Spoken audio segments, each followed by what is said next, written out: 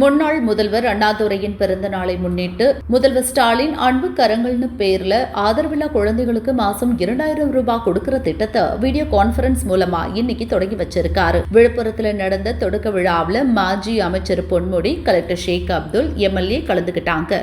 சனிக்கிழமை தோறும் உங்களுக்கு தெரியும், விக்கிரவாண்டி நம்ம மாவட்டத்தில் தான் நடக்குது.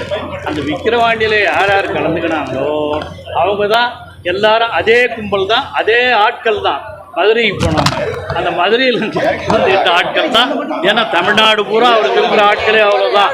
அவங்க தான் திருச்சியிலையும் கலந்துக்கிட்டவங்க. அவருக்கு அதனால தான் சனிக்கிழமைங்கிறாரு.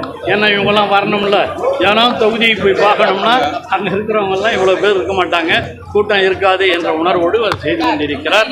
எப்படி இருந்தாலும் அடுத்த முதல்வர் மட்டுமல்ல, தொடர்ந்து தமிழகத்தை ஆளக்கூடிய முதல்வர் தமிழக முதலமைச்சர் தளபதி தான் என்பதில் எந்த வேறுபட்ட கருத்தும் இல்லை. அதை அவங்களே சொன்ன மாதிரி புதுசோ பழசோ யார் வந்தாலும் அதை யாரும் ஆட்டி பார்க்க முடியும்.